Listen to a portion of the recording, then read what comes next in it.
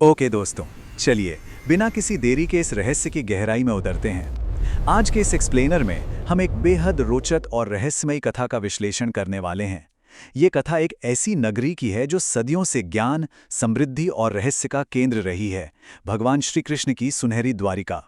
कहा जाता है कि ये नगरी अपने समय की सबसे विशाल और अद्भुत जगह थी, जहाँ की वास्तुकला यानी आर्किटेक्चर का कोई सानी नहीं था। लेकिन आज इसका एक बहुत बड़ा हिस्सा समुद्र की लहरों के बिल्कुल नीचे छिपा हुआ है। तो आइए उपलब्ध प्रमाणों और कथाओं के आधार पर इस सुनहरी नगरी के सच को समझने का सफर शुरू करते हैं और देखते हैं कि इतिहास के इन सुनहरे पन्नों में आखिर क्या छिपा है।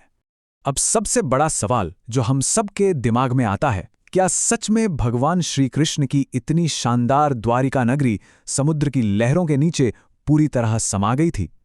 सदियों से ये एक ऐसा सवाल है जिसने इतिहासकारों, वैज्ञानिकों और श्रद्धालुओं सबको हैरान करके रखा है। जरा सोचिए, क्या सच में एक इतनी विशाल, समृद्ध और शक्तिशाली नागरी जो सोने और चांदी से सजी थी, अचानक एक दिन समुद्र के हवाले हो सकती है?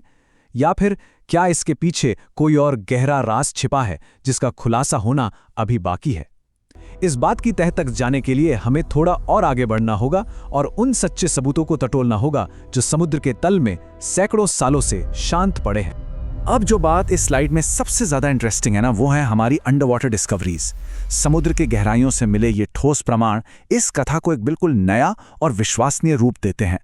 पानी के नीचे पुरातत्वविदों को प्राचीन मंदिरों के अवशेष, महलों के बिखरे हुए खंडहर और डूबी हुई गलियों के निशान मिले हैं, जो साफ इशारा करते हैं कि लहरों के नीचे वाकई एक विशाल और जीवंत शहर बसा करता था। जब उन्होंने समुद्र के नीचे छानबीन की तो उन्हें बड़े बड़े पत्थरों की दीवारें, प्राचीन एंकर और ऐसी संरचनाएं मिली जो किसी आम बस्ती की बिल्कुल नहीं लगती। ये किसी बेहद सुनियोजित और प्रभावशाली राजधानी के निशान हैं। ये डिस्कवरीज इस बात की कंप्लीटली पुष्टि करती हैं कि वहां कभी गजब की वास्तुकला से बनी एक नगरी थी जो समय के साथ जलमग्न हो गई। अगर हम थोड़ा पीछे जाएं और महाकाव्य महाभारत के शब्दों पर गौर करें तो एक बेहद भयानक और दिल दहला देने वाला दृश्य सामने आता है। पौराणिक स्रोतों में साफ वर्णन मिलता है कि जब द्वारका पूरी तरह से खाली हो गई थी, यानी जब वहां के निवासी उस जगह को छोड़ चुके थे, तो अचानक एक विशाल और प्रलयंकारी बाढ़ आई, जिसके बाद पूरा शहर डूब गया। ये प्राचीन दस्तावेज बताते हैं कि तबाही कितनी तेजी से आई थी। बस एक पल में वो सुनहरी नगरी जो कभी खुशियों और समृद्धि का प्रतीक हुआ करती थी, समुद्र के क्रोध का शिकार बन गई। ये वर्णन उस अचानक आई तबाही की ओर इशारा करता है जिसने देखते ही देखते सब कुछ अपने आगोश में ले लिया। तो अब यहां से इस पूरी घटना के दो अलग और बेहद रोचक एंगल्स उभर कर आते हैं। एक तरफ तो ये बड़ा प्रश्न उठता है कि क्या शहर का डूबना महज एक प्राकृतिक घटना थी, यानी कोई बड़ी भौगोलिक तबाही जैसे कोई मैसिव भूकंप, टेक्टोनिक प्लेट्स का खिसकना, या फिर एक विशाल सुनामी जिसने पूरे तटीय इलाकों को निगल लिया हो? और दूसरी तरफ ये डिबेट है कि क्या ये किसी प्राचीन श्राप का असर था? ये इस पूरे विमर्श का सबसे बड़ा और प्रबल मुद्दा है, जहां आज का आधुनिक विज्ञान और सदियों पुरानी पौराणिक मान्यताएं आमने सामने खड़ी हैं। और सच कहूं तो दोनों ही पक्ष अपने आप में बहुत गहरे तर्क और कहानियां रखते हैं। तो इस एक्सप्लेनर का सबसे अहम बिंदु जो मिथोलॉजी से निकल कर आता है, वो है माता गांधारी का श्राप। देखिए, महाभारत युद्ध के उस भयानक अंत के बाद एक माता की पीड़ा का अनुमान लगाना सच में नामुमकिन है।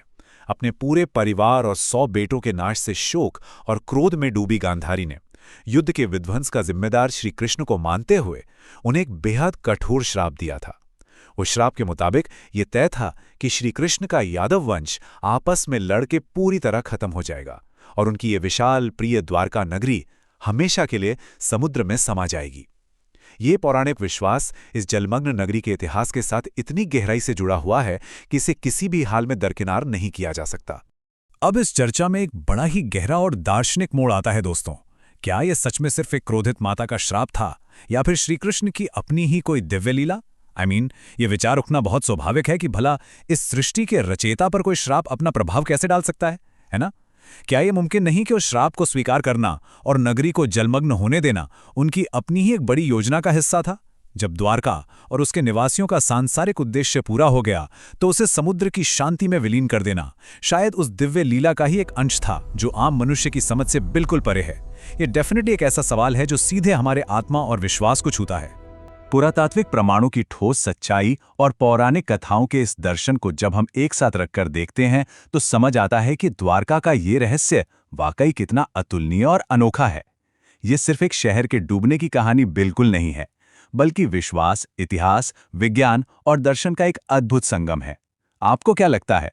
इस विषय पर चिंतन लगातार आगे बढ़ना चाहिए। इन प्राचीन कथाओं की विशालता का सम्मान करते हुए आप अपने विचार और जय श्री कृष्ण कमेंट्स में लिखकर इस चर्चा का एक सक्रिय हिस्सा बन सकते हैं। इस रहस्यमयी कथा को समझने के इस रोचक सफर में मेरे साथ जुड़ने के लिए आप सभी का बहुत बहुत धन्यवाद।